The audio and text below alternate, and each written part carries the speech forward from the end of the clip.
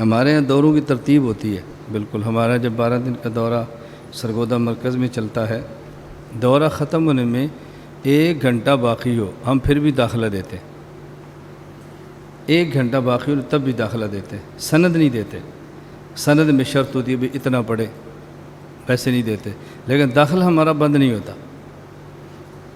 ہماری خواہش ہوتی ہے کہ بس پڑھیں فائدہ ہو. بعض 12 دن پڑھتے ہیں تو فائدہ نہیں ہوتا، بعض 12 گھنٹے پڑھتے ہیں تو بہت آگے چلے جاتے ہیں. ہمارے یہاں تخصص میں داخلے کے لیے بہت بڑی شرطیں نہیں ہوتی. نمبر 1 مولوی صاحب ہوں، نمبر 2 بیوقوف نہ ہوں، بس 2 شرطیں، اور ہم داخلہ دے دیتے.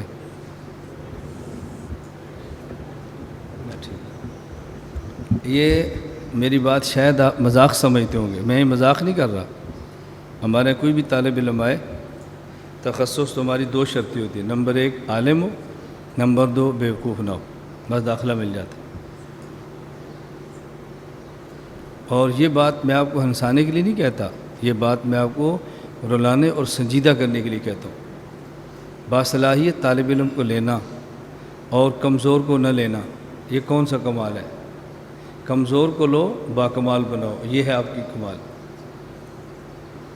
گنگے کو لو، اس کو زبان دو، یہ ہے مزے کی بات. ہمارے اس بات پر فخر ہوتا ہے کہ ہم صرف 5 لڑکے رکھتے ہیں. 100 میں سے 5 رکھے، 95 کہاں جائیں گے؟ اور بہت سارے طلبہ ایسے ہوتے ہیں جو کتابوں میں بہت کمزور ہوتے ہیں اور کام کرنے میں بہت مضبوط ہوتے ہیں. اور بہت بڑی تعداد ایسے لڑکوں کی ہوتی ہے جو کتابوں میں بہت مضبوط ہوتے ہیں اور کام کے اعتبار سے پرلے درجے کے نکمے ہوتے ہیں. پرلے درجے کے، کتابوں میں بہت اچھے ہوں گے، کام نہیں کرتے. اور ہمیں تو اس سے غرض نہیں کہ آپ کی کتاب اچھی ہے کمزور ہے، ہمیں تو اس سے غرض ہے بھی کام کرتا ہے یا نہیں کرتا. ہم نے تو مبلغ، داعی اور وائز ایسے بندے تیار کرنے ہیں.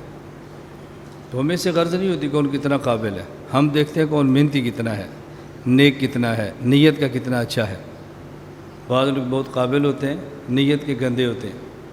بعض بہت نالائق ہوتے ہیں، نیت کے بہت اچھے ہوتے ہیں، اور یہ بہت آگے نکل جاتے ہیں. علامہ عبدالعزیز فرہاروی رحمۃ اللہ علیہ، آپ نے نام سنا ہوگا. کوٹدو ضلع مظفر گڑھ، وہاں قریب ان کی قبر ہے. میں ان کی قبر پر بھی گیا ہوں. بہت تھوڑی عمر میں دنیا سے چلے گئے تھے. 300 کتب کے مصنف ہیں. اکثر کتب ان کی غیر مطبوعہ ہیں. خیالی ان کی ہے، خیالی بھی ان کی ہے، اور عجیب معقول اور منقول کے ماہر عالم تھے. باصلاحیت نہیں تھے، سبق یاد نہیں ہوتا تھا. استاذ ان کے بہت بیمار ہو گئے تو استاد جی نے فرمایا طلباء سے میں اسباق نہیں پڑھا سکتا، آپ چلے جاؤ اور کہیں اور جا کے پڑھو. طلباء چلے گئے اور مولانا عبدالعزیز فرہاروی رحمہ اللہ نہیں گئے. استاد نے کہا آپ کیوں نہیں گئے؟ اس نے کہا استاد جی پہلے ہمیں ضرورت تھی، اب آپ کو ضرورت ہے. پہلے ہمیں ضرورت تھی، اب آپ کو ضرورت ہے. پھر استاذ کی خدمت اور وفا کے صلے میں حضرت کو خدا نے وہ کمال دیے کہ جس پر منطق اور فلسفے کے ضابطے ٹوٹ گئے ہیں. کہتے ہیں ان النفس لا تتوجہ الی جہتین فی آن واحد. بیک وقت انسان 2 طرف متوجہ نہیں ہوتا. حضرت بیک وقت 2 طرف متوجہ ہوتے، ادھر تفسیر ادھر حدیث. ایک آنکھ سے تفسیر کا مطالعہ، ایک آنکھ سے حدیث کا مطالعہ. آپ کو سن کر تعجب ہوگا. اور 2 ہاتھوں سے ایک وقت میں الگ الگ فن پہ لکھتے تھے، 2 ہاتھوں سے الگ الگ پہ. اور یہ فرماتے تھے خدا نے مجھے اتنی طاقت دی ہے کہ میں 2 ہاتھ اور 2 پاؤں سے 4 فنون پر بیک وقت لکھ سکتا ہوں، لیکن پاؤں سے لکھنا خلاف ادب اس لیے میں لکھتا نہیں. اور 33 سال کی عمر میں انتقال ہوا اور 300 کتب کے مصنف. یہ میں کراچی والوں کو کیسے سمجھاؤں؟ تم نے تو یہ منظر دیکھا ہی نہیں. استاذ کی جوتی اٹھانا کیا ہوتا ہے، مالش کرنا کیا ہوتا ہے، خدمت کرنا کیا ہوتا ہے، استاد ساتھ مار کھانا کیا ہوتا ہے. یہ تو تمہارے مزاج میں نہیں. یہ باتیں تمہیں کیسے سمجھ آئیں گی؟ یہ باتیں آپ نہیں سمجھ سکتے. میں جامعہ بنوریا ہوتا تھا، آپ یقین فرمائیں مولانا عبدالحمید صاحب دامت برکاتہم میرے ارشاد الصرف کے استاد ہیں، ناظم تعلیمات. مولانا فاروق صاحب کراچی کے تھے، ان کے بھائی مولانا عثمان مدینہ منورہ ہوتے ہیں. مولانا فاروق صاحب میں نے طریقۃ الاسریہ پڑھی ہے اولا والے ساتھ. مولانا فاروق صاحب مجھے بلا کر فرماتے تھے کہ اساتذہ نے طے کیا ہے کہ تو خدمت نہ کیا کر، تو صرف پڑھا کر. میں پڑھنے کے ساتھ اتنی خدمت کرتا تھا کہ تو خدمت نہ کیا کر. حضرت مولانا اسلم شیخ پوری صاحب رحمۃ اللہ علیہ، میں نے ان سے نحو میر پڑھی ہے اور شرح میں تعامل پڑھی ہے. ہم استاد جی کو میں اپنے ہاتھوں سے اٹھاتا، میرے چہرے پر ابھی داڑھی نہیں تھی، اتنا میں چھوٹا تھا. استاد جی یہ بنوری ہے نا، استاد جی سائیکل پر آتے تھے اس وقت، تو مسجد کے باہر کھڑی کرتے، وہاں سے پھر میں ہاتھ کو اٹھا کے درسگاہ میں لاتا تھا، وہاں سے اٹھا کے پھر سائیکل پر بٹھاتا تھا. اور کبھی کبھی اپنے استاد جی کو سیر کرانے کے لیے ہم ہاتھوں پہ اٹھاتے، اور ان کی جو کرسی ویل چیئر جو ہاتھ سائیکل کی طرح چلتی تھی، پھر استاد جی کو ہم ہاتھ والی کرسی لے لیتے، اس کو بند کرتے، یہاں سے ناظم آباد، اور ناظم آباد سے پھر صدر سے پھر 2K یا K2 پتہ نہیں کیا گاڑی ہوتی تھی، اس پر بیٹھتے تو کلفٹن سمندر میں جہاں تک اتنا پانی ہوتا ہے استاد جی وہاں بیٹھتے، اور ہم پھر سمندر میں کھیلتے تھے، پھر وہاں لے کر یہاں آتے. یہ پیار آپ سوچ سکتے ہیں. یا میٹرو ویل کی پہاڑیاں ہیں، کبھی کبھی جمعرات کو مساجد لے کر جاتے اور پہاڑی کے اوپر بیٹھتے، اور استاد جی ہماری 2 درجن کیلے لیتے، وہاں بیٹھ کے کیلے کھلاتے. یہ پیار آپ سوچ سکتے ہیں. یہ استاد شاگرد کا تعلق تو آپ سوچ بھی نہیں سکتے، جو مزے ہم نے اس تعلق کے لوٹے. کیونکہ ہمیں استادوں نے یہ تعلق دیا ہے، اب میں اپنے مدرسے میں دیتا ہوں. ایک لڑکا خدمت پر میں کبھی نہیں بلاتا، نہ چھوٹا نہ بڑا، کبھی بھی. تخصص کے امیر صاحب ہیں، 5 لڑکے لاؤ، جو تمہاری پسند ہے وہ لاؤ. میں چنوں گا تو کہیں گے استاد جی کیسے زیادہ تعلق ہے، ہمیں کیوں نہیں بلاتا، تم خود لاؤ. بس پھر وہ کولڈ ڈرنک پیتے ہیں، مٹھائی کھاتے ہیں، سر پہ تیل لگاتے ہیں، ٹانگ پاؤں دباتے ہیں. میں نے بتایا میرا دبانے کا مزاج نہیں ہے، لیکن میں دباتا اس لیے کہ اس پہ شاگرد بہت خوش ہوتا ہے، اس کی خوشی کے لیے میں بیٹھ جاتا ہوں. یہ درجہ کتب کے لڑکے ہوتے ہیں، بھائی آج اولا کو بلاؤ، آج سالجی کو بلاؤ، آج فلاں کو بلاؤ، کیا حال ہے، ٹھیک ہو، تمہارا کیا نام ہے، کہاں رہتے ہو، کیسے پڑھتے ہو، سبق ٹھیک ہو رہا ہے، مزہ آ رہا ہے. بس ایک لطیفہ سنا ہے، بچے خوش ہوتے ہیں ہمیں استاد جی نے بلایا تھا. یہ زندگی بھر تعلق نہیں بھولتا، زندگی بھر. میں اس لیے آپ سے کہتا ہوں یہ باتیں آپ نہیں سمجھ سکتے، میں جتنی بھی سمجھاؤں گا تم نہیں سمجھ سکتے کہ یہ ماحول آپ دیکھ نہیں رہے. ہم نے درجہ حفظ والے سال سے قاری صاحب کی خدمت کی ہے، اس وقت سے ہمیں سمندر کو سمجھتے، اور ہمارے حفظ کے قاری صاحب کھانا ہمارے ساتھ بیٹھ کے کھاتے تھے. امام اہل سنت والجماعت شیخ التفسیر والحدیث ہمارے استاد حضرت مولانا محمد سرفراز خان صفدر نور اللہ برقدہ، میں نے 1.5 سال حفظ حضرت کی مسجد میں کیا ہے. حفظ والے سال تفسیر حضرت کی میں نے صبح سنی ہے، اور گھر کے کام حضرت ذاتی مجھ سے لیا کرتے تھے. آٹا لانا، سامان لانا، بچوں گوشت پکنا تو گھر سے لے کر جانا، یہ کام مجھ سے لیتے تھے. اور جیسے دسترخوانہ آپ کیسے نہیں ہوتا تھا، ہم نے حفظ میں مانگ کے کھایا، مانگ کر. ایک ہمارے پاس ڈول ہوتا، ایک چھابا ہوتا، اس میں روٹیاں جمع کرتے، اور ایک ڈول کو لے کر پورے گاؤں گھومتے، اسی میں ساگ، اسی میں کڑی، اسی میں گوشت، اسی کے اندر اور سبزی ہے، بس وہ ملغوبہ سے بنتا، دسترخوان پہ لگاتے، اور ہمارے قاری صاحب ہمارے ساتھ بیٹھتے تھے. ہم نے یوں استادوں کے ساتھ وقت گزارا. ہم میرے حفظ کے استاد ہیں قاری عبداللہ صاحب، سعودیہ ہوتے ہیں. میرا پتہ چلے نا میں آؤں تو فون کر کے کہتے ہیں، مجھے شرمندگی بھی ہوتی ہے، خوشی بھی ہوتی ہے. فون کرتے ہیں، حضرت جی کیا حال ہے، آپ سعودی آ گئے ہو، کسی کا اکاؤنٹ جدیں بھیجو، میں کچھ آپ کو پیسے دینا چاہتا ہوں. بتاؤ بندے کا دل کتنا بڑا جب استاد ایسی بات کرے. تو بات سمجھ آ رہی. ہمارے طلبہ جاتے ہیں، میں کہتا ہوں بیٹا کام کرو، جب ضرورت پڑے مجھے فون کرو، لیکن کام کرو. بس اپنے علاقے میں کام کرو، دیہاتوں میں کام کرو، شہروں کو چھوڑو، دیہاتوں میں کام کرو. اور ہم میں سے جو فارغ ہوتا ہے وہ یہی تدریس تلاش کرتا ہے، اپنے دیہات کو بھول جاتے ہیں. میں نے کام اپنے گاؤں میں بیٹھ کر کیے، گاؤں میں، دیہات میں بیٹھ کر. دیہات والوں کا حق ہے. ہر مہینے کے پہلے جمعرات میں اپنے مرکز بیان کرتا ہوں، ہر مہینے کا پہلا جمعہ اپنے گاؤں بیان کرتا ہوں، ہر مہینے کی پہلی اتوار مستورات میں بیان کرتا ہوں. یہ پکے میں نے بیان رکھے ہوئے ہیں، علاقے والوں کا حق ہے. مستورات 2 آ جائیں، 10 آ جائیں، 1 آ جائیں، کوئی غرض نہیں. گھر والے اندر ہوتے ہیں، بچیاں بیٹھی ہوتی ہیں، اور بیان ان کے اندر کرتا ہوں. یہ خیر میں تھوڑی تھوڑی بات اس لیے عرض کرتا ہوں کہ اللہ کرے آپ حضرات کا ذوق بنے، بس صرف پڑھنے کا نہ بنے، خدمت کا بنے، کام کا بنے، ذکر کا بنے، تقوی کا بنے، یہ مزاج بنے تو انشاءاللہ العزیز آپ کو بھی مزہ آئے گا، آپ کے علاقے والے کو مزہ آئے گا، آپ کو لطف آئے گا، اللہ گواہ کرتا ہے، اللہ گواہ جینے کا مزہ آئے گا۔ تو اپنے اپنے علاقوں میں کام کرنے کا ارادہ فرماؤ، اپنے اپنے علاقوں میں، اپنے اپنے دیہاتوں میں کام کرنے کا ارادہ فرماؤ۔ اپنے علاقوں میں کام کیسے کرنا ہے یہ آپ ہم سے سیکھو جو دیہاتی ہیں، یہ ہم سے پوچھو استاد جی دیہات میں کیسے کام ہوتا ہے، جو دیہات میں رہتا ہے وہی بتائے گا نا دیہات میں کام کیسے ہوتا ہے۔ دیہات میں کام کرو پھر ہم سے سیکھو، ہم بتائیں گے رشتہ داروں میں کام کیسے ہوتا ہے، دیہاتوں میں کام کیسے ہوتا ہے، بگڑے رشتہ دار کیسے بدلتے ہیں۔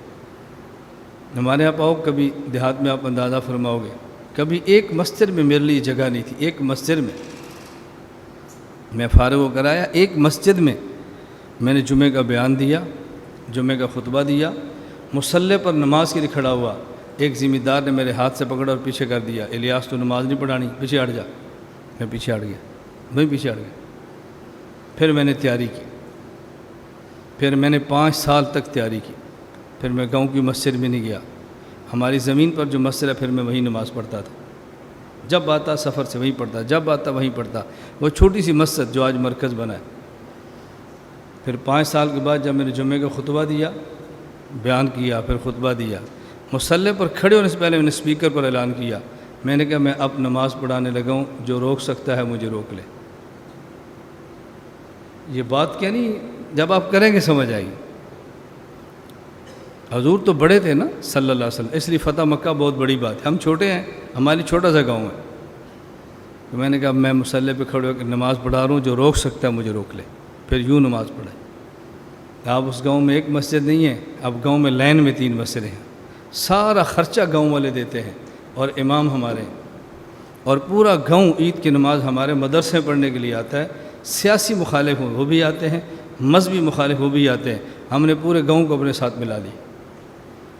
یہ کام کرنا کتنا مشکل ہوتا ہے۔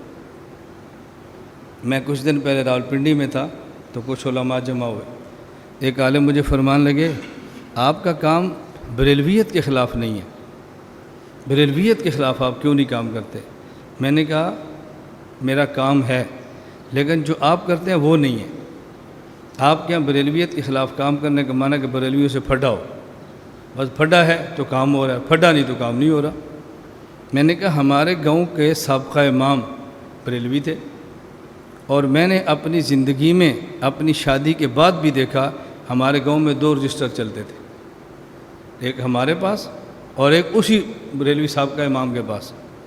کوئی شیعہ مر جاتا تو جنازہ وہ پڑھاتا تھا، ہم نہیں پڑھاتے تھے۔ یوں ہمارے گاؤں کا ماحول رہا ہے، اور آج مسجد بنائی ہے، پیسہ اس کی اولاد نے لگایا ہے، امام ہمارا ہے، تنخواہ وہ دیتے ہیں، بیٹے اس کے ہیں، اور داڑھی رکھ کے مرید میرے ہیں۔ میں نے کہا آپ اس کو کام ہی نہیں سمجھتے نا، کیوں پھڈا نہیں ہو رہا نا، کھپ نہیں پڑ رہی، ٹکر نہیں جا رہی، تو سمجھتے جی کام ہی نہیں ہے۔ علاقے میں کام کرنا مشکل ہے، ہم نے کام کیا۔ ہمارے گاؤں میں 15 محرم کو جلوس نکلتا ہے، نہ 7 کو نہ 10 کو، 15 کو اتنی تیاری ہوتی ہے، 15 محرم کو جلوس۔ اور بچپن میں ہم خود اس جلوس میں جاتے تھے، آپ اندازہ فرماؤ، میں ایک عالم کا بیٹا ہوں اور سکہ بند عالم، بچپن میں ہم جاتے تھے تو ہمارے علاقے کا ماحول کیسا ہوگا؟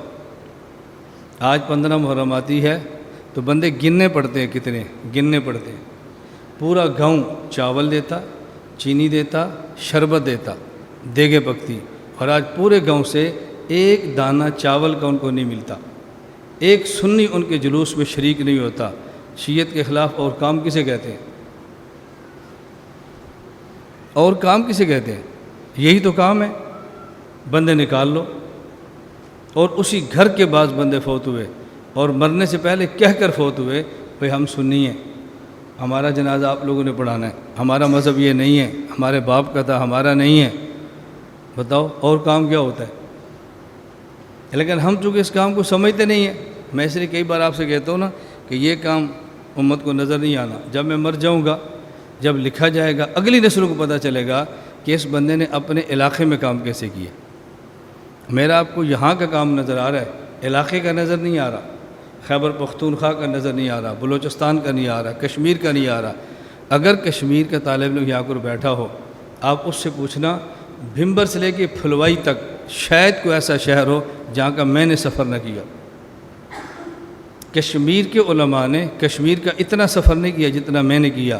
میں نے پہلے دورہ کشمیر کا مشکات والے سال کیا تھا 1992 میں۔ اب بتاؤ، کشمیر کا چپا چپا میں پھروں۔ یہ کراچی آپ کو آج دورہ نظر آ رہا ہے، میں نے کراچی 12 سال پہلے کام شروع کیا ہے اور موٹر سائیکلوں اور رکشوں پر میں گھومتا تھا، آپ کو تو پتہ بھی نہیں ہے اس کا۔ میں بہت دوڑا ہوں کراچی میں، بہت دوڑا ہوں، آپ کو اندازہ نہیں ہے۔ آپ تو آ جائیں سبق پڑھنے کے لیے۔ بلوچستان والوں سے پوچھو میں کہاں کہاں پر گیا ہوں، اور اتنے لمبے سفر، سرگودا سے اسلام آباد، اسلام آباد سے کوئٹہ، کوئٹہ سے پھر آگے، اور میں قسم اٹھاؤں تو ہانے سے نہیں ہوں، مجھے کسی نے 1 روپیہ کرائے کا بھی دیا ہو۔ یہ باتیں کہنی بہت آسان ہے۔ سرگودا سے حیدرآباد سندھ، میرے پاس چھوٹی سی کار ہوتی تھی، چھوٹی سی سوزوکی مہران، 6,15,000 کی میں نے خریدی تھی۔ میرے بڑے بھائی نے مجھے پیسے دیے تھے جو باہر ہوتے ہیں۔ سرگودا سے حیدرآباد میں خود گاڑی چلا کر سندھ کا دورہ کرتا، مجھے کسی شہر سے کوئی 1 روپیہ کرایہ نہیں دیتا تھا۔ گاڑی بھی خود چلاتا، بیان بھی خود کرتا، لٹریچر بھی خود تقسیم کرتا۔ اور آج کا وقت ہے کہ سندھ والے حضرات وقت مانگتے ہیں تو میں کہتا ہوں میرے پاس ٹائم ہی نہیں ہے۔ ہم لاہور سے سکھر جہاز کا ٹکٹ دیں گے، آگے پھر گاڑی لے کر جائے گی، گاڑی چھوڑ کر جائے گی، میں کہتا ہوں میں معذرت تھا، وقت نہیں ہے۔ اب میں نے پورے عالم میں گھومنا ہے، صرف سندھ کا مسئلہ نہیں۔ اب میں سندھ پورے سال میں 2 دورے کرتا ہوں۔ ابھی نومبر کے آخری دن میرا سندھ کا دورہ ہوگا۔ مولانا محمد احمد صاحب یہاں بیٹھے ہیں، ہمارے اندرون سندھ کے امیر ہیں۔ جو وقت میں آتا ہے بھی مولانا سے رابطہ کرو، بس دن میں 2 بیان سے زیادہ بیان نہ رکھنا۔ آپ سندھ جائیں، فضا بدل گئی ہے، خیبر پختونخوا جائیں، فضا بدل گئی ہے۔ یہ میں چھوٹی چھوٹی باتیں اس لیے کہتا ہوں کہ آپ کام کرنے کا مزاج بناؤ۔ میری بات سمجھ آ رہی ہے آپ کو؟ میں کراچی تقریباً 12 سال سے آ رہا ہوں۔ یہ کراچی کے حضرات بیٹھے ہیں، آپ ان سے پوچھیں، 12 سال بعد اب مجھے کبھی کبھی کرایہ ملنا شروع ہوا ہے۔ مجھے کرایہ یہاں آنے کا کوئی نہیں دیتا۔ آپ سمجھتے ہو کہ مولانا صاحب کراچی سے پتہ نہیں کتنا پیسہ سمیٹ کر جاتے ہیں، مجھے یہاں آنے کا کرایہ بھی کوئی نہیں دیتا۔ اپنے کرایے پہ سفر کرتا ہوں اور پھر بیان کرتا ہوں۔ یہ باتیں کہنی بہت آسان ہیں، ان حضرات کے علم میں ہے۔ میں کراچی کے ٹریول ایجنٹ کا کبھی 3 لاکھ کا مقروض ہوتا ہوں، کبھی 1 لاکھ کا مقروض ہوتا ہوں، کبھی 2 لاکھ کا مقروض ہوتا ہوں ٹکٹوں کی وجہ سے، لیکن میں نے کبھی کسی سے بھیک نہیں مانگی۔ دیکھیں میں آج بھی آپ کے اندر بیٹھا ہوں، میری خواہش صرف کیا ہے، طلبہ تیار ہو جائیں، طلبہ تیار ہو جائیں، یہ تیار ہو جائیں، ان کو کام آ جائے، سلیقہ آ جائے، دلائل آ جائیں، بس ہمارے سارے پیسے پورے ہو جائیں گے۔ ہمارے گاؤں والے بھی سمجھتے ہیں کہ مولانا کے پاس پیسہ بہت ہے، کہاں ہے؟ کراچی۔ ہر مہینے کراچی تو ایسے کوئی نہیں جاتا نا، چونکہ آپ کرائے والے خطیبوں کو دیکھتے ہیں اس لیے سمجھتے ہیں کہ ہر مہینے کراچی آتا ہے تو پتہ نہیں کتنے پیسے لے کر جاتا ہو۔ ہماری گلشن کی خانقاہ ہے حکیم صاحب، اللہ ان کی قبر پر کروڑوں رحمت نازل فرمائے۔ میں نے پورا چلہ خانقاہ کا حضرت کی خدمت میں کاٹا ہے، اور جب کراچی کے سفر شروع ہوئے تو مجھے پنجاب کے بعض علماء کہتے تھے بھائی تیری تو 5 نہیں 10 انگلیاں گھی کے اندر ہے، تو حضرت حکیم صاحب کا خلیفہ ہے اور پھر کراچی جاتا ہے۔ میں نے کہا میں قسم اٹھاؤں تو میں ہانے سے نہیں ہوں، کراچی نہیں پوری دنیا میں نے اپنے شیخ کا نام استعمال کیا ہو پیسہ جمع کرنے کے لیے، میں قسم اٹھاؤں تو ہانے سے نہیں، پوری دنیا میں نے 1 روپیہ کہیں سے لیا ہو اور شیخ کا نام استعمال کیا ہو چندہ اکٹھا کرنے کے لیے۔ ہم نے شیخ کی غلامی کی ہے اپنی اصلاح کے لیے، شیخ کی خانقاہ میں چلہ کاٹا ہے اپنے نفس کو کنٹرول کرنے کے لیے، اس لیے تعلق نہیں جوڑا کہ شیخ کے نام پہ دنیا سے بھیک مانگیں۔ میں اس لیے آپ سے کہتا ہوں جب اللہ نے آپ سے کام لینا ہے اللہ وسائل بھی دے گا، اور جب کام نہیں لینا خدا وسائل نہیں دے گا۔ اللہ آپ سے خوب کام لیں، نہیں یار یہ سبق پھر رہ جائے گا۔ یہ میری مجبوری ہے، یہ جو باتیں میری مجبوری، یہ ہمارا درد ہوتا ہے جو میں بار بار چلاتا ہوں کہ اللہ کرے یہ درد کسی کو سمجھ آئے، کوئی 1 تیار ہو جائے، کوئی 2 تیار ہو جائے، کسی ایک کا ذہن بن جائے۔ اور میں سمجھتا ہوں آپ یہ باتیں سننے کے لیے نہیں آتے، آپ صرف علم پڑھنے کے لیے آتے ہیں، علم بس۔ اتنا علم ہم کہاں سے لائیں جو آپ کو پڑھا دے؟ بسم اللہ الرحمن الرحیم، الحمدللہ وحدہ لا شریک لہ والصلاۃ والسلام علی من لا نبی بعدہ، اما بعد فاعوذ باللہ من الشیطان الرجیم بسم اللہ الرحمن الرحیم فإن آمنوا بمثل ما آمنتم به فقد اهتدوا وإن تولوا فإنما هم في شقاق فسيكفيكهم الله وهو السميع العليم اللهم صل على محمد وعلى آل محمد كما صليت على إبراهيم وعلى آل إبراهيم إنك حميد مجيد اللهم بارك على محمد وعلى آل محمد كما باركت على إبراهيم وعلى آل إبراهيم إنك حميد مجيد۔ صحابہ کرام رضی اللہ عنہم مجمعین کے مقام کو بیان کرنے کے لیے وہ ان کے فضائل جو حضور اکرم صلی اللہ علیہ وسلم کی زبان مبارک سے نکلے ہیں، ان میں سے چند ایک ہم نے تحریر کر دی ہیں۔ یہ احادیث سنانے کی طلبہ کو ضرورت نہیں ہے، فضائل آپ پڑھ لیں گے۔ صحابہ کرام رضی اللہ تعالی مجمعین رسول اللہ صلی اللہ علیہ وسلم کے بعد کائنات میں سب سے بڑی شخصیات ہیں، اور یہ بات ذہن نشین فرما لیں کہ جو بندہ جتنا بڑا ہوتا ہے اس کے مخالف اتنے زیادہ ہوتے ہیں۔ جو بندہ جتنا بڑا ہوتا ہے اس کے مخالف اتنے زیادہ ہوتے ہیں۔ کسی بندے کے مخالفین کا زیادہ ہونا یہ اس کے چھوٹا ہونے کی دلیل نہیں ہوتی۔ رسول اکرم صلی اللہ علیہ وسلم کائنات میں سب سے بڑے ہیں تو آپ کے مخالفین بھی سب سے زیادہ ہیں۔ ماننے والے کم نہیں ہیں لیکن مخالف زیادہ ہیں۔ آج پوری دنیا کی آبادی کا آپ تناسب دیکھ لو تو اس میں سے 1/، اگر 4 حصوں میں لے جاؤ تو 1 حصہ ماننے والوں کا ہوگا اور 3 حصے مخالفین کی ہوں گے۔ رسول اللہ صلی اللہ علیہ وسلم کے بعد صحابہ کرام اس امت کی بہت بڑی دینی اور مذہبی شخصیات ہیں۔ سیاسی شخصیات نہیں، تاریخی شخصیات نہیں کہ آپ ان کو تاریخ کے تناظر میں پرکھو، یہ دینی اور مذہبی شخصیات ہیں۔ یہ جو میں چھوٹے چھوٹے جملے کہہ رہا ہوں نا، یہ بڑے بڑے اعتراضات کو صاف کرتے جا رہے ہیں کہ صحابہ کرام دینی شخصیات ہیں، ان کو دین کے تناظر سے دیکھنا، تاریخی شخصیات نہیں ہے کہ ان کو تاریخ کے پس منظر میں دیکھو۔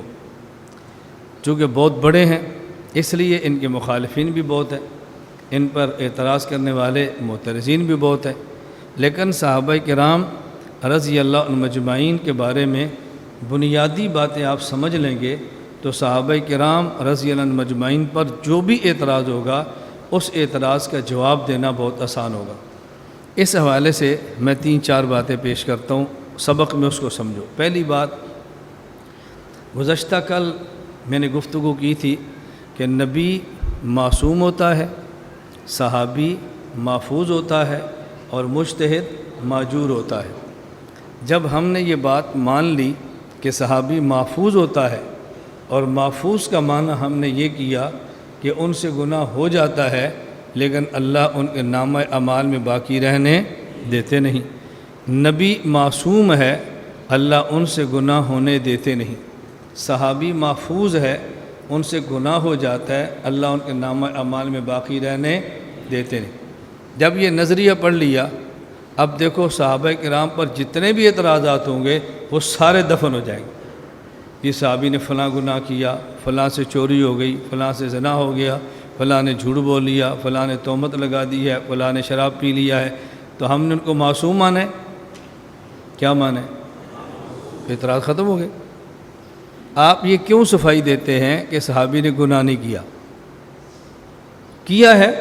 ہم مان لیتے ہیں لیکن رہا نہیں ہے، ختم ہو گیا۔ تو جب ان کا گناہ ختم ہو گیا اب تم بک بک کیوں کرتے ہو؟ معاملہ ختم ہو گیا، اب کیا حق ہے کسی کو بولنے کا؟ اس لیے ہم نے کہا پہلے صحابہ کرام رضی اللہ مجمعین کے بارے میں یہ بنیادی باتیں سمجھ لیں۔ نمبر 1، صحابی محفوظ ہوتا ہے۔ نمبر 2، صحابہ تنقید سے بالا تر ہیں۔ توجہ رکھنا، صحابہ تنقید سے بالا تر ہیں رضی اللہ عنہم مجمعین۔ کیوں؟ لوگ کہتے ہیں جب صحابی سے گناہ ہوتا ہے تو تنقید کیوں نہیں کر سکتے؟ اس لیے بعض لوگوں نے اپنی جماعت کا دستور کا حصہ بنایا ہے کہ پیغمبر کے علاوہ کوئی شخصیت تنقید سے بالا تر نہیں ہے۔ اور اس میں تنقید صحابہ کرام پر کرنی ہوتی ہے، اس لیے دستور کا حصہ اس چیز کو بنایا ہے، جبکہ صحابہ کرام رضی اللہ عنہم اجمعین تنقید سے بالا تر ہے۔ صحابی تنقید سے بالا تر کیوں ہے؟ صحابی پر تنقید کیوں نہیں ہو سکتی؟ اس کی وجہ، تنقید ہمیشہ دو وجہ یا دو میں سے کسی ایک وجہ کی بنیاد پر ہوتی ہے۔ آپ جب بھی کسی پر تنقید کرو گے تو یا تنقید کرو گے اس بندے کے عقیدہ پر کہ اس کا عقیدہ ٹھیک نہیں ہے، اور یا تنقید کرو گے بندہ صحیح العقیدہ تو ہے لیکن اس کا عمل ٹھیک نہیں ہے۔ تنقید کی تیسری کون سی وجہ ہے؟ اس بندے کا عقیدہ ٹھیک نہیں ہے یا اس بندے کا عمل ٹھیک نہیں۔ یہ دو ہی وجہ ہیں۔ جو آج ہمارے ہاں تنقید کی وجہ تیسری نکل آئی ہے، یہ ناقابل فہم ہے۔ وہ وجہ کون سی ہے؟ طریقہ کار ٹھیک نہیں ہے، ان کی پالیسیاں ٹھیک نہیں ہیں، ان کا کام کرنے کا انداز ٹھیک نہیں ہے۔ یہ تنقید کی بنیاد نہیں ہے۔ کیوں؟ کام کا ایک طریقہ کار آپ کا ہے، کام کا ایک طریقہ کار ہمارا ہے، دو بندوں کے مزاج مختلف ہیں، دو بندوں کے علاقے کے رواج مختلف ہیں، تو کام کا طریقہ کار تو خام خواہ الگ ہوگا نا۔ آپ اعتراض کیوں کرتے ہیں؟ یہ بات سمجھ آ رہی؟ آپ اعتراض کیوں کرتے ہیں؟ یہ آپ کا طریقہ ٹھیک نہیں۔ ہاں، آپ یہ کہو کہ آپ کا طریقہ ہمارے مزاج اور ہمارے رواج کے مطابق نہیں، لیکن یہ تو نہ کہو کہ آپ کا طریقہ ہی ٹھیک نہیں ہے۔ ہمارے ہاں حفظ کے مدارس کم نہیں بہت زیادہ ہیں، لیکن ہر دوسرے مدرسے کا طریقہ کار اپنا ہے۔ درجہ کتب کے مدارس ہیں، ہر مدرسے کا مزاج اپنا ہے۔ ہمارے یہاں تخصصات ہیں، ہر تخصص والے کا مزاج اپنا ہے۔ تو میری سمجھ سے یہ بات بالا تر ہے کہ آپ کے شہر میں 10 تخصص ہوتے ہیں، ہر ایک کا طرز اپنا ہے۔ ایک میرا 11واں تخصص ہے، مجھ پر تنقید کرتا ہے طریقہ ٹھیک نہیں۔ بھئی آپ کے 10 پر میں نے تو کبھی نہیں اعتراض کیا کہ آپ کا طریقہ ٹھیک نہیں، آپ کی پالیسی ٹھیک نہیں۔ میں نے کہا کبھی میں کہتا ہوں کہ آپ کی پالیسی ٹھیک نہیں۔ ہر بندے کی اپنی پالیسی ہے، ہر بندے کا اپنا طریقہ ہے، اس میں حرج کی بات کیا ہے؟ تو تنقید کی بنیادی وجہ دو ہیں، نمبر 1 عقیدہ، نمبر 2 عمل۔ اب بات سمجھ آ رہی ہے؟ یہ میں نے دفعہ دخل مقدر کیا ہے، یہ دفعہ دخل مقدر کیا نہیں، تنقید کی وجہ ایک اور بھی ہے، اس کو پتہ نہیں ہے اس لیے 2 کہتا ہے۔ میں کہتا نہیں، وہ تنقید کی وجہ بنتی ہی نہیں جو آپ بنا کر پھرتے ہو، پتہ ہمیں کیوں نہیں ہے۔ تنقید کی بنیادی وجہ 2 ہیں، نمبر 1 عقیدہ اور نمبر 2 عمل۔ صحابہ دونوں سے بالا تر ہیں۔ اس کی وجہ، اگر کوئی شخص صحابی پر تنقید کرے اور عقیدہ کی بنیاد پہ کرے کہ صحابی کا عقیدہ ٹھیک نہیں، جس کا عقیدہ ٹھیک ہو وہ مومن ہوتا ہے، اور جس کا عقیدہ ٹھیک نہ ہو وہ مومن نہیں ہوتا۔ اگر آپ صحابی کا ٹھیک عقیدہ مانتے ہیں تبھی صحابی ہوگا، اگر عقیدہ ٹھیک نہیں مانتے تو پھر وہ صحابی رہتا ہی نہیں ہے، تو آپ تنقید کس پہ کرتے ہو؟ سمجھ آ رہی بات؟ صحابی پر تنقید کا مطلب کیا ہے؟ صحابی بھی مانو اور تنقید بھی کرو۔ اور صحابی کون ہوتا ہے؟ جس کا عقیدہ غلط ہو۔ جب آپ نے کہا اس کا عقیدہ ٹھیک نہیں ہے، وہ صحابی رہا؟ تمہارے کاغذوں میں صحابی نہیں ہے، اب جو تنقید تم کر رہے ہو وہ غیر صحابی پر کر رہے ہو، اور ہم غیر صحابی نہیں، ہم کہتے ہیں جس کو صحابی مان لیں وہ تنقید سے بالا تر ہے۔ سمجھ آ گئی بات آپ کو؟ بولو، اور کچھ سمجھ آ گئی؟ اگر آپ کہتے ہیں صحابی پر تنقید کرتے ہیں عمل کی بنیاد پہ، ہم کہتے ہیں عمل کی بنیاد پر ہم نے صحابی مانا ہی نہیں ہے، تنقید کیسے کرو گے؟ صحابی کسے کہتے ہیں؟ من لقی النبی وہو مؤمن بہ فقد مات علی الاسلام۔ عمل کی بات ہے درمیان میں۔ صحابی کے لیے 2 چیزیں ہیں، نمبر 1 ایمان، نمبر 2 نبوت سے ملاقات۔ اس میں عمل کی تو بات ہی نہیں ہے۔ عمل کی بنیاد پہ تنقید تب کرتے جب ہم اس کو عمل کی بنیاد پہ صحابی مانتے۔ اس لیے میں اب 2 لفظ میں بات کرنے لگا ہوں۔ صحابہ تنقید سے بالا تر ہیں۔ تنقید کی وجہ 2 ہوتی ہیں، نمبر 1 عقیدہ، نمبر 2 عمل۔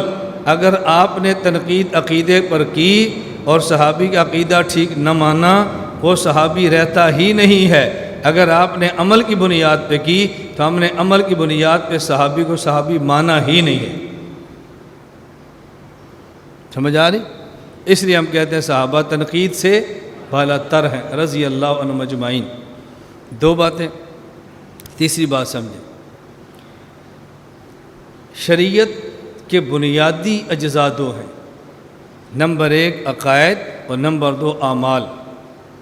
جنہیں میں کہتا ہوں نا بنیادی، اس پر میں دفع دخل مقدر کرتا ہوں، اٹھنے والے سوالات کو ختم کرتا ہوں۔ میں یہ نہیں کہہ رہا شریعت کے اجزاء دو ہے، میں کیا کہہ رہا ہوں؟ بولو، بنیادی اجزاء دو ہیں۔ یہ بنیادی جب آپ سمجھ لیں گے نا، حکیم الامت حضرت ثانی فرماتے ہیں شریعت 5 چیزوں کا نام ہے، اس میں عقائد ہیں، پھر اس میں عبادات ہیں، پھر اس میں معاملات ہیں، پھر اس میں معاشرت ہے۔ جی 5 چیزوں کا نام ہے۔ اور فلاں نے لکھا جی دین تو 3 چیزوں کا نام ہے، اعتقاد، اسلام، احسان۔ کوئی کہتا ہے اتنی چیزوں کا نام ہے اور یہ کہہ رہا ہے 2 کا نام ہے۔ اب آپ کو اعتراضات کا موقع نہیں ملے گا۔ ہم نے کہا شریعت کے بنیادی اجزاء 2 ہیں، نمبر 1 عقائد اور نمبر 2 اعمال۔ صحابہ کرام رضی اللہ عنہم اجمعین عقائد میں بھی معیار حق ہیں اور اعمال میں بھی معیار حق ہیں۔ عقائد میں بھی معیار حق ہیں اور اعمال میں بھی معیار حق ہے۔ معیار حق یعنی عقیدہ بھی وہ قبول ہوگا جو صحابی والا ہو، اور عمل بھی وہ قبول ہوگا جو صحابی والا ہو رضی اللہ عنہم۔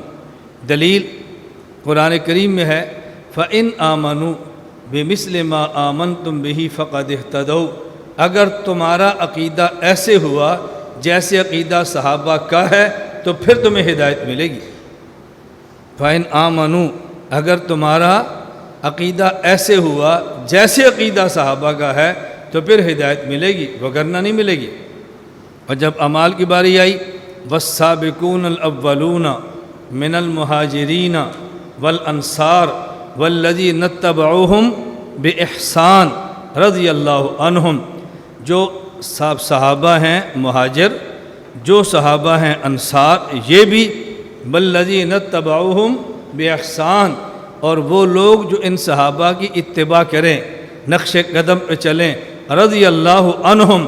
تو اللہ رب العزت نے صحابہ کے 2 گروہ مہاجرین اور انصار ان کو رضی اللہ عنہم فرمایا، اور ان کے بعد رضی اللہ ان کو فرمایا والذین اتبعوہم، جو ان کے نقش قدم پہ چلیں ان کو فرمایا۔ تیسرے طبقے کو اللہ رضی اللہ عنہ نہیں فرما رہے، اور جو اتباع ہے والذین اتبعوہم اس کا تعلق اعمال کے ساتھ ہے۔ معلوم ہوا عقیدہ بھی وہ ہوگا جو صحابی والا ہو، اور عمل بھی وہ ہوگا جو صحابی والا ہو رضی اللہ عنہ۔ تو تصویر بنا رہے ہیں، دیکھ لو گے، دیکھ لیا؟ شروع کریں سبق؟ بولتے نہیں۔ اب ادھر دیکھو نا، میں نے سب سے کہا دیکھو تو بات ختم ہو گئی۔ میں اس لیے روکتا ہوں کہ میں سبق پڑھ رہا ہوں، اب آپ کا دل کرتا ہے سبق بھی نہ چھوٹے اور بندہ بھی دیکھنا ہے، آپ پھنس جاتے ہیں، اور میں آپ کو اس پھنسنے سے نکالتا ہوں، اس مشقت اور تکلیف سے نکالتا ہوں۔ اس لیے میں نے کہا پہلے ان کو دیکھ لو پھر ہمارا سبق سن لو۔ بتاؤ، میں آپ کی راحت کا خیال کرتا ہوں، آپ کو تکلیف میں مبتلا نہیں۔ آپ خام خواہ تکلیف، میں نے کئی بار آپ سے کہا کہ جب جائیں بائیں دیکھنا ہو ایسے انگلی کھڑا کرو، بس میں سمجھوں گا بھی آپ کا دیکھنے کو دل کر رہا ہے، میں وہیں سبق روک دوں گا۔ مشقت کے اندر مبتلا نہ ہو، ان کا اپنا کام ہے، ہمارا اپنا کام ہے، وہ اپنا کام کریں، ہم اپنا کام کریں، اپنے اپنے کام سے لگے رہیں گے تو اس میں راحت بہت رہتی ہے۔ یہ بات سمجھ آ گئی آپ کو؟ عقیدہ میں بھی بنیاد صحابہ اور عمل میں بھی بنیاد رضی اللہ عنہم اجمعین۔ اب اس پر ایک سوال سنو، ایک عقیدے پر اور ایک عمل پر، دونوں پر۔ آپ نے کہا جی عقائد میں معیار حق صحابہ ہیں، اور دلیل پیش کیا فَإِنْ آمَنُوا بِمِثْلِ مَا آمَنْتُمْ بِهِ فَقَدِ اهْتَدَوْا۔ اگر ایمان ایسا ہو جیسا ایمان صحابہ کا ہے تو پھر تمہیں ہدایت ملے گی۔ صحابہ جیسا ایمان یہ تو ممکن ہی نہیں ہے، صحابہ جیسا ایمان یہ تو ممکن ہی نہیں۔ کیوں؟ صحابہ کرام کو ایمان ملا ہے صحبت نبوت سے، نہ نبی ہونا ہے نہ صحبت نبوت ہونی ہے، تو جو ایمان صحبت نبوت سے ہو سکتا ہے وہ ایمان ممکن ہی نہیں ہے۔ تو پھر اللہ کیوں فرما رہے ہیں اگر تمہارا ایمان صحابہ جیسا ہوگا تو قبول کریں گے، صحابہ جیسا نہیں ہوگا تو قبول نہیں کریں گے۔ اسے کہتے ہیں تکلیف ما لا یطاق۔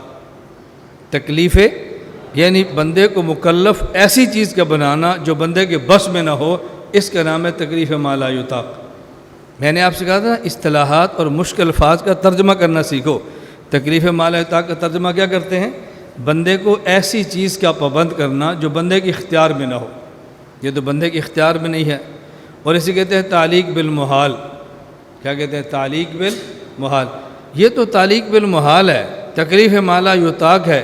جب صحابہ جیسا ایمان ممکن ہی نہیں ہے تو اللہ کیسے فرماتے ہیں صحابہ جیسا ایمان ہوگا تو ہدایت ملے گی، صحابہ جیسا نہیں ہوگا ہدایت نہیں ملے گی؟ اس کا مطلب تو یہ ہوا کہ صحابہ کے بعد کسی بندے کو ہدایت مل سکتی ہی نہیں ہے۔ سوال سمجھ آ گیا؟ اب جواب سمجھو۔ جواب یہ ہے، اللہ رب العزت نے فرمایا فَإِنْ آمَنُوا بِمِثْلِ مَا بِمِثْلِ۔ مثل دو طرح کا ہوتا ہے، ایک ہوتا ہے مثل کمیت میں اور ایک ہوتا ہے مثل کیف اور کیفیت میں۔ مثل بالکم اس کا معنی ہوتا ہے مثل بالمقدار، ایک ہوتا ہے مثل بالکیف اس کا معنی ہوتا ہے مثل بالکیفیت۔ کمیت اور کیفیت میں فرق ہے۔ کمیت کہتے ہیں حجم کو، کمیت کہتے ہیں کم، حجم مقدار، اور کیف کہتے ہیں کیفیت کو۔ کیفیت الگ چیز ہوتی ہے، حجم اور مقدار الگ چیز ہوتی ہے۔ اس کی مثال سمجھو، آپ بازار سے 5 کلو گڑ لو، 5 کلو چینی لو شربت بنانے کے لیے۔ اب ظاہر ہے 5 کلو چینی اتنی زیادہ ہوگی، اتنا بڑا شاپر ہوگا، اور آپ بازار سے پانی کو میٹھا کرنے کے لیے سکرین لو، سکرین 5 کلو نہ، 5 پاؤ نہ، 5 چھٹانک نہ، کتنی لو؟ تھوڑی سی لے لو، 5 ماشے لے لو۔ 5 ماشا سکرین پانی میں اتنی مٹھاس پیدا کر دے گا کہ جو 5 کلو چینی بھی شاید پیدا نہ کر سکے۔ اب ایک ہے 5 کلو چینی اور 5 ماشا سکرین، یہ مقدار ہے۔ چینی کی مقدار کتنی ہے؟ 5 کلو، اور سکرین کی مقدار کتنی ہے؟ 5 ماشا۔ اور ایک ہے اس چینی کے ذریعے پیدا ہونے والی مٹھاس، یہ کیفیت ہے۔ سکرین سے پیدا ہونے والی مٹھاس یہ کیفیت ہے۔ ایک چینی اور سکرین کی مقدار ہے اور ایک چینی اور سکرین کی مٹھاس کی کیفیت ہے۔ کیفیت الگ ہوتی ہے اور مقدار الگ ہوتی ہے۔ اب ہم یہ کہیں گے بھائی اتنی مٹھاس 5 کلو چینی میں ہو جتنی مٹھاس سکرین میں ہوتی ہے، تو اس تناسب سے لاؤ، یہ بات الگ ہے۔ اب بات اچھی طرح سمجھیں، جب یہ فرمایا ایمان ایسا لاؤ جیسے ایمان صحابہ کا، اعتراض اس لیے پیدا ہوا کہ ہم نے سمجھا اس سے مقصود ہے کیفیت، کہ جو ایمان صحابہ کے ایمان کی کیفیت ہے وہی کیفیت تمہاری ہو، یہ ممکن نہیں ہے۔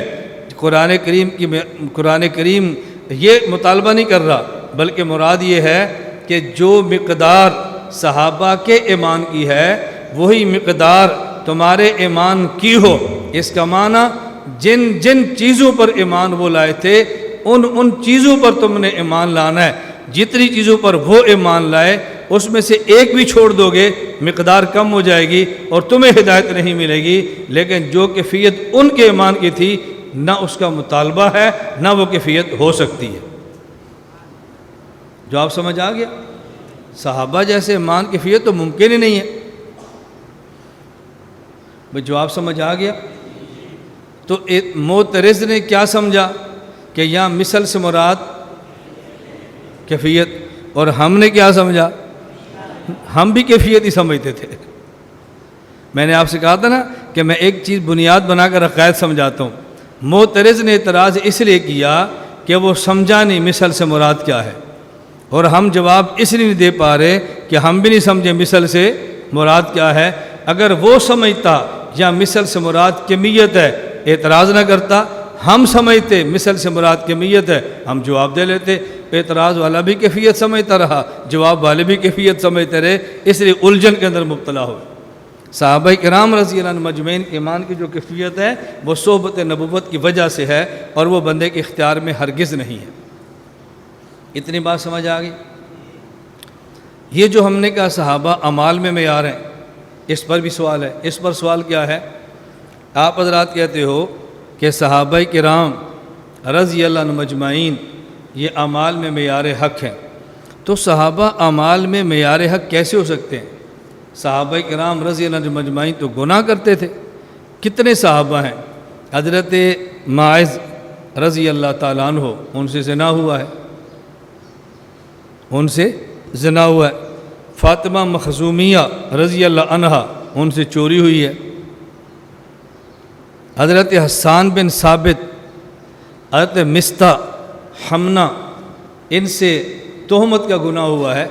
امی عائشہ پر جو منافقین نے تہمت لگائی تھی، یہ تینوں بھی اس میں شامل ہو گئے تھے، تو تہمت والا ان سے گناہ ہوا ہے۔ تو جو خود گناہ کرتا ہے وہ معیار کیسے ہو سکتا ہے؟ اس لیے صحابہ کرام کو معیار حق نہ مانو، یا کہو وہ گناہ نہیں کرتے تھے، اور گناہ اگر ان سے ہوتا تھا تو معیار حق کیسے؟ ہم کہتے ہیں اس اعتراض کی بنیاد بھی یہی ہے کہ معیار حق کا معنی سمجھے نہیں۔ معیار حق کا معنی سمجھتے اعتراض کبھی نہ ہوتا، یہ بات توجہ سمجھنا۔ معیار حق کا معنی یہ ہے، اعمال دو قسم کے ہیں۔ نمبر ایک اعمال حسنہ صالحہ، نمبر دو اعمال سیئہ۔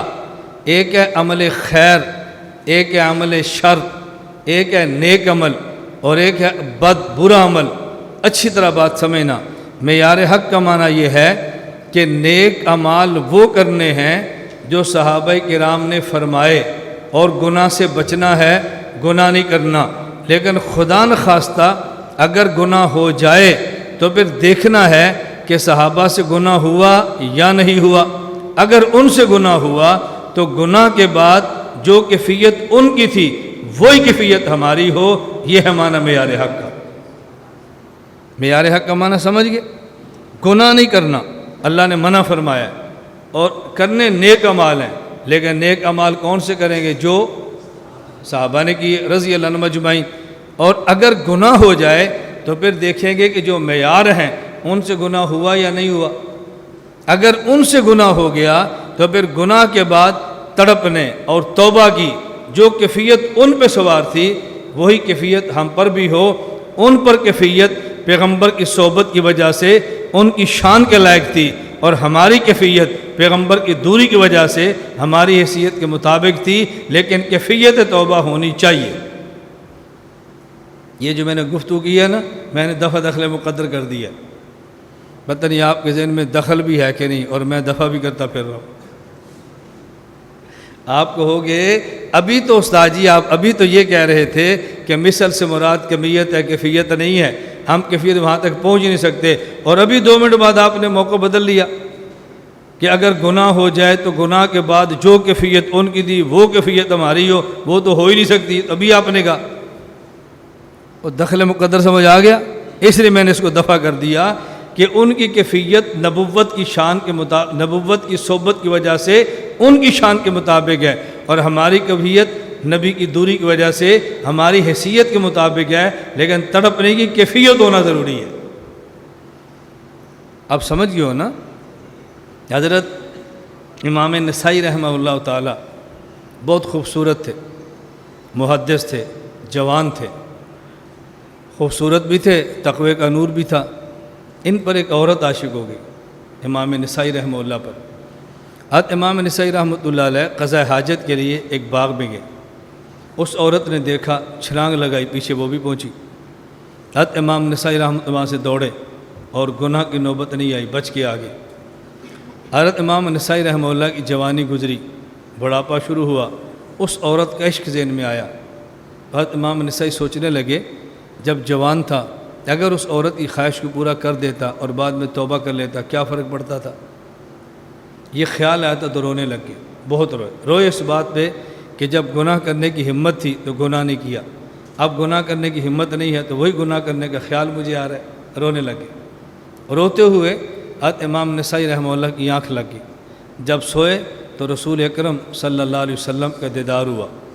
حضور کی حدیث جو مشغلہ تھا، ہر وقت مشغلہ اللہ کے نبی کی حدیث پاک کا تھا، تو وہ مشغلہ تھا حضور پاک سے ملاقات، حضور تشریف لائے تو اللہ کے نبی صلی اللہ علیہ وسلم نے امام نسائی کو تسلی دی، فرمایا نسائی جوانی میں گناہ کا موقع اور طاقت تھی اور تو نے گناہ نہیں کیا، اس کی وجہ تیرا جوانی کا زمانہ میرے نبوت کے زمانے کے قریب تھا، اور جب بڑھاپا ہوا گناہ کی طاقت بھی نہیں، گناہ کا موقع بھی نہیں، اب گناہ کے خیال آتے ہیں، اس کی وجہ مجھ سے بود زمانے کی نحوست ہے۔ جوانی کا یہ قربت نبوت کا دور تھا، اور تمہارا بڑھاپا یہ نبوت سے بود ہے، وہ قربت نبوت کی وجہ سے تھا، اور اب یہ بود زمانے کی وجہ سے کیفیت ہو گئی ہے، اس لیے تم نے گھبرانا نہیں ہے۔ حضرت مولانا گنگوئی رحمۃ اللہ علیہ بہت بڑے مدرس تھے، بہت شغف تھا کتابیں پڑھانے کا، اور بڑے مفتی تھے، لیکن آخری دور میں مولانا گنگوئی رحمۃ اللہ علیہ نے تمام کتابیں پڑھانی چھوڑ دی، صرف حدیث پڑھا، صرف۔ فرماتے ماں ہرچ خواندہ ایم فراموش کردہ ایم اللہ حدیث یار کے تکرار کردہ ایم، میں ہرچ خواندہ ایم فراموش کردہ ایم اللہ حدیث یار کے تکرار کردہ ایم، جو کچھ پڑھا تھا میں نے بھلا دیا ہے، اب صرف اپنے یار کی باتیں کرتا ہوں۔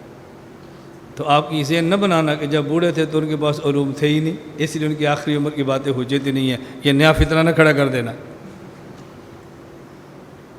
جب اکابر خراب بولتے تو ہم یہی کہتے ہیں نا کہ جو آخری عمر تھی، بس ان کا وہ خود کہہ رہے ہیں میں سب کچھ بھول گیا ہوں، تم آخری عمر کی باتیں بطور دلیل کی پیش کرتے پھرتے ہو، اس کا معنی یہ نہیں ہے۔ انہوں نے یہ نہیں فرمایا تھا کہ جو کچھ میں نے پڑھا میں بھول گیا ہوں، فرمایا جو کچھ پڑھا میں نے بھلایا ہے۔ بھولنا اور ہوتا ہے، بلانا اور ہوتا ہے، اور یہاں بلانے کا معنی ایسے ہے جیسے قرآن میں الیوم ننساکم، اللہ قیامت کے دن فرمائیں گے تم دنیا میں ہمیں بھول گئے تھے، آج ہم نے تمہیں بلا دیا ہے۔ اللہ بھول سکتے ہیں؟ بھول سکتے ہیں؟ اس بھولنے کا مطلب کیا ہے؟ آج معاملہ تمہارے ساتھ ایسے ہوگا جیسے کوئی بھول جاتا ہے، تو مولانا گنگوئی جو فرماتے ہیں ہم نے بھلا دیا، معاملہ یہ ہے کہ جیسے بھول کے ہم نے کتابیں چھوڑ دی ہیں، اب صرف حدیث پڑھتے ہیں۔ اور اشکال دور ہو گیا کہ نہیں؟ یہ عبارات اکابر سے متعلقہ سوالات ہیں جو میں درمیان میں چھیڑتا رہتا ہوں۔ خیر، صحابہ کرام رضی اللہ تعالیٰ عنہم اجمعین یہ معیار حق ہیں، عقیدے میں بھی اور اعمال میں بھی۔ اب ایک اور سوال بڑا اہم ہے، یہ سمجھو۔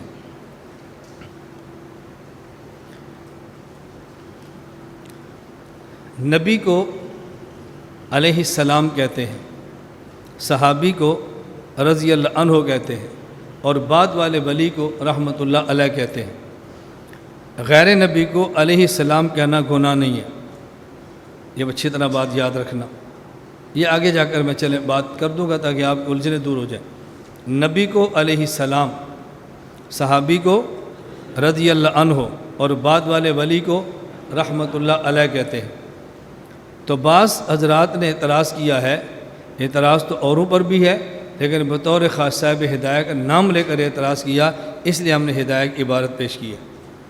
وہ اعتراض کیا کرتے ہیں کہ جی صاحب ہدایہ گستاخ صحابہ ہے، وہ امام ابو حنیفہ کو رضی اللہ عنہ کہہ کر صحابہ کا درجہ دیتا ہے، تو دیکھو گستاخ ہے۔ ہم نے کہا بات توجہ سمجھنا، اگر غیر صحابی کو رضی اللہ عنہ کہنا یہ گستاخی ہے تو ہدایہ پر فتویٰ بعد میں لگاؤ، قرآن کریم پر پہلے لگاؤ۔ قرآن کریم میں ہے والسابقون الاولون من المہاجرین والانصار والذین اتبعوہم باحسان رضی اللہ عنہم۔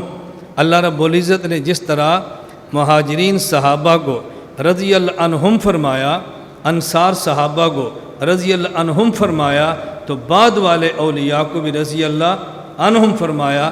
غیر صحابی کو رضی اللہ عنہ کہنا جب قرآن سے ثابت ہے تو پھر ہدایہ پر اعتراض کیسا ہے؟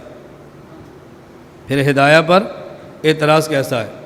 اب ذرا اگلا سوال سمجھو، اس سے اگلا سوال یہ ہے کہ اگر غیر صحابی کو رضی اللہ عنہ کہنا ٹھیک ہے، تو پھر یہ جو ضابطہ ہے کہ صحابی کو رضی اللہ عنہ اور غیر صحابی کو رحمۃ اللہ علیہ، کیا ضابطہ غلط ہے؟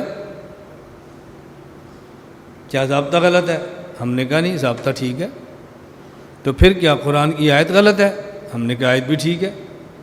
تو یہ کیسے ہو سکتا ہے کہ غیر صحابی کو رحمۃ اللہ علیہ کہنا اور صحابی کو رضی اللہ عنہ کہنا ضابطہ بھی یہ ہو، اور پھر قرآن غیر صحابی کو رضی اللہ عنہ کہے آیت بھی ٹھیک ہو۔ ہم نے کیا بات سمجھیں؟ بس اوقات ایک ضابطہ ہوتا ہے اور ضابطے کے اندر ایک ضابطہ اور ہوتا ہے۔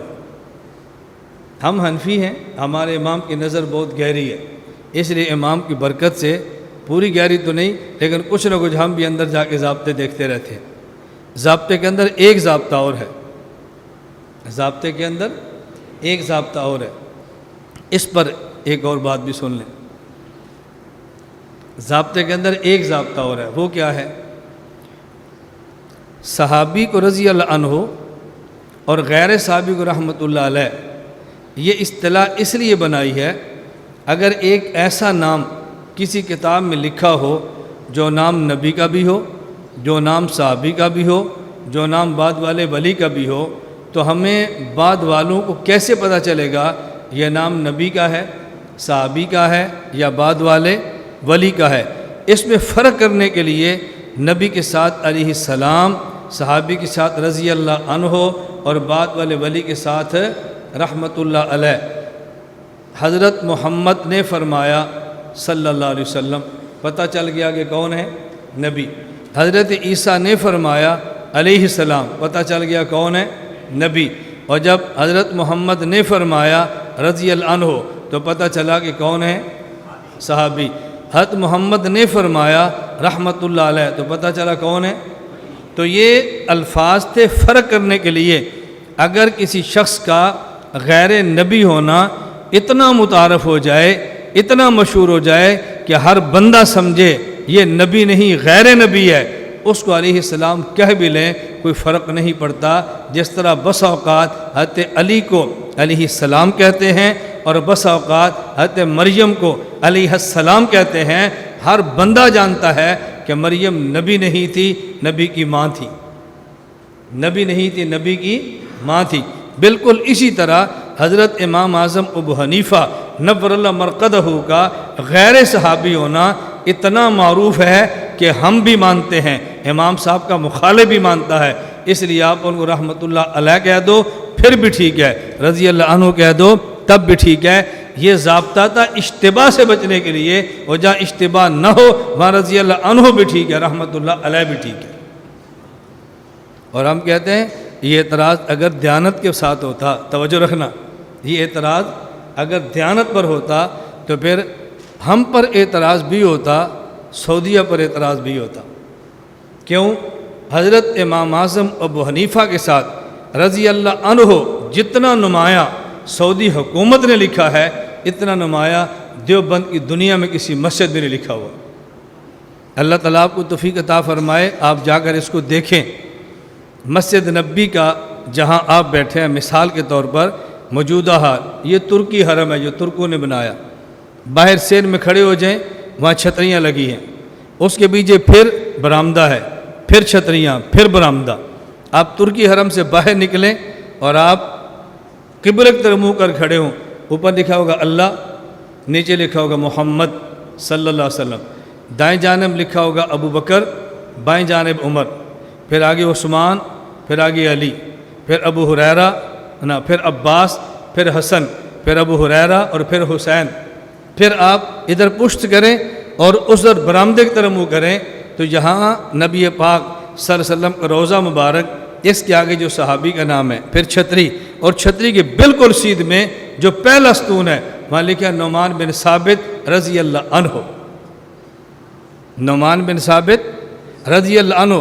دوسرے ستون پہ مالک بن انس رضی اللہ عنہ، تیسرے ستون پہ احمد بن حنبل رضی اللہ عنہ، پھر چوتھے ستون پہ محمد بن ادریس رضی اللہ عنہ۔ وہاں اس ترتیب سے لکھا ہوا ہے، پہلے امام صاحب، پھر امام مالک، پھر امام احمد، پھر امام شافعی۔ اگر اعتراض کرنا ہے تو سعودی حکومت پہ کرو نا، یہ گستاخ صحابہ ہیں، ابو حنیفہ رضی اللہ عنہ کیوں لکھا ہے، کرو اعتراض۔ یہ تو میں نے مثال دی ہے، آپ گھر جائیں صحیح بخاری کی شرح ابن عسقلانی کی کھولیں، فتح الباری، اور آپ دیکھنا جگہ جگہ ابو حنیفہ رضی اللہ عنہ، جگہ جگہ ابو حنیفہ رضی اللہ عنہ۔ تو میں یہ عرض کر رہا تھا کہ یہ ضابطہ تھا اشتباہ سے بچنے کے لیے، اور جہاں اشتباہ نہ ہو رضی اللہ عنہ بھی ٹھیک ہے، رحمۃ اللہ علیہ بھی ٹھیک ہے۔ میں اس پر ایک واقعہ سنایا کرتا ہوں۔ کہ ایک مدرسہ میری بچیاں وہاں 2 پڑھتی. جمعے کا دن تھا فیصل آباد، میں لاہور جانا تھا، تو میں نے پوچھا بھی جمعہ آپ کے کتنے بجے ہے؟ کہا جی 1 بجے.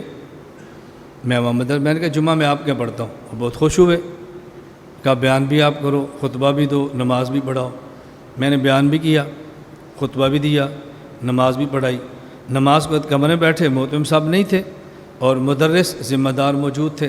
تو میں نے کہا یار آپ میری بچی کو ذرا بلا دو کمرے میں ملاقات کر لوں. تو انہوں نے مجھ سے پوچھا آپ کے پاس کارڈ ہے؟ شناخت نامہ. جب بچیاں کو وارث ملنے کے لیے آئے تو شناخت نامہ ہوتا ہے نا. کہتے ہیں آپ کا شناخت نامہ ہے؟ میں نے کہا آپ مجھے نہیں جانتے میں کون ہوں.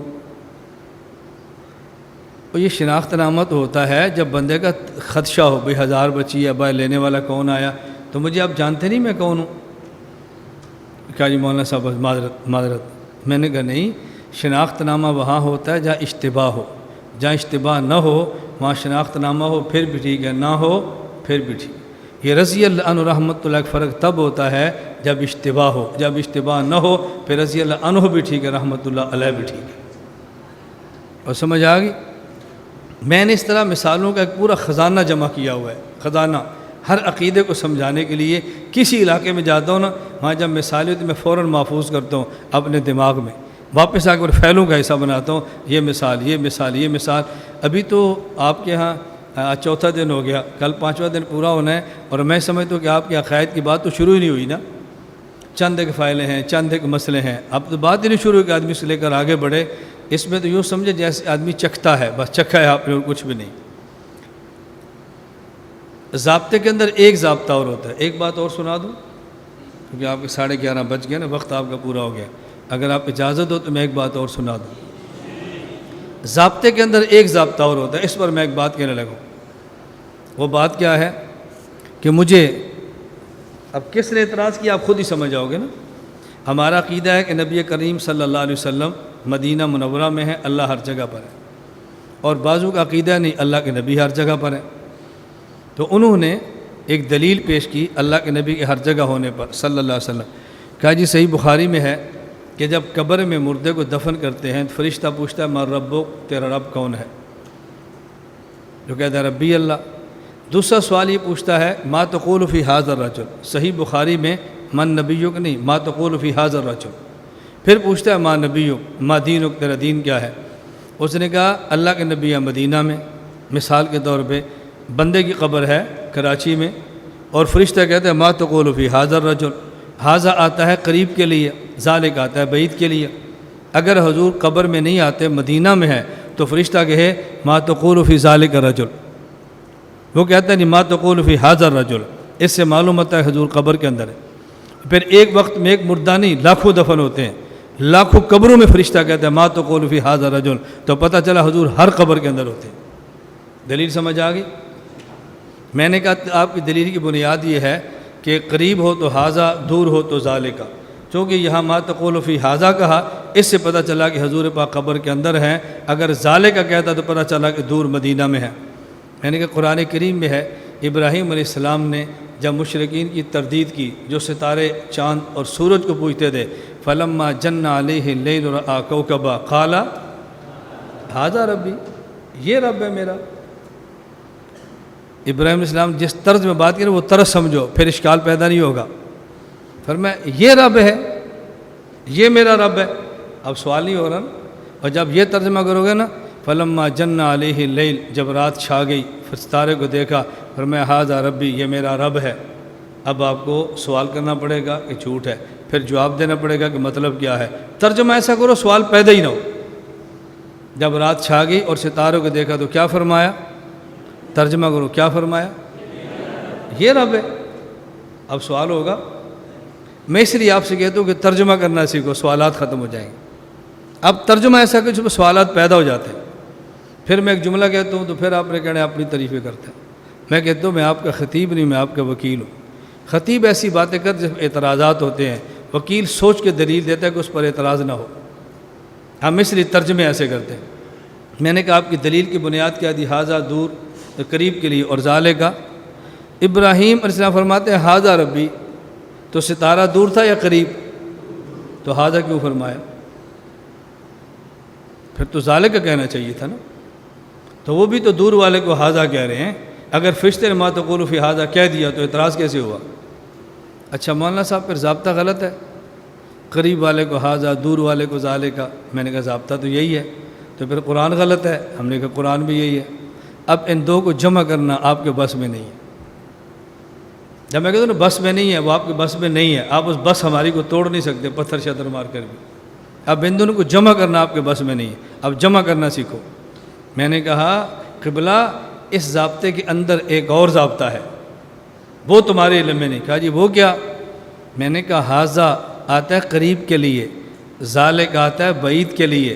توجہ رکھنا، ہاذا آتا ہے قریب کے لیے، ذالک آتا ہے بعید کے لیے. لیکن جب دیکھنے والا رائی اور جس کو دیکھا مرئی، اس کے درمیان سے حجاب ختم ہو جائیں تو پھر جس طرح ذالک کا کہہ سکتے ہیں اسی طرح ہاذا کہہ سکتے ہیں. ابراہیم رائی دیکھنے والے، ستارہ مرئی جس کو دیکھا، درمیان میں حجاب نہیں تھے تو ذالک کے بجائے ہاذا فرمایا. یہاں قبر میں ہے فرشتہ، اللہ کے نبی مدینہ میں ہے. دنیا میں جب تھے تو درمیان میں دیواریں تھیں، عالم بدل گیا تو دیواریں ختم ہو گئی، راستے صاف ہو گئے، حجاب اٹھ گئے. اب ما تقول فی ذالک کہے تو تب بھی ٹھیک ہے، ما تقول فی ہاذا کہے تو تب بھی ٹھیک ہے. بات سمجھ آ گئی؟ خود بہت ٹھیک ہے. اللہ میں بات سمجھنے کی توفیق عطا فرمائے. باقی پھر کبھی صحیح. ایک بات آپ نے محسوس کی ہے، نہیں محسوس کی تو میں محسوس کرا دیتا ہوں آپ کو. محسوس میں کیا کراتا ہوں، آپ خطیب بنو لیکن ہماری طرح بنو.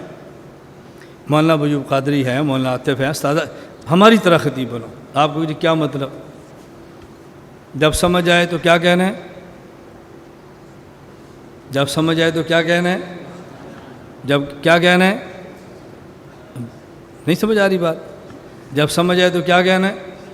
اونچی آواز سے کو کیا کہنا ہے؟ ہم یہ خطیب نہیں ہیں. اب سمجھ آئی؟ یہ خطیب نہیں بننا. خطیب یہ بننا ہے جب آپ دلیل دو تو مجمع خود کہے سبحان اللہ. یوں خطیب نہیں بننا. جب سمجھ آئے تو کیا کہنا ہے؟ اونچا کو اور اونچا کو اور اونچا کو. یہ مجمع کو پریشان مت کرو.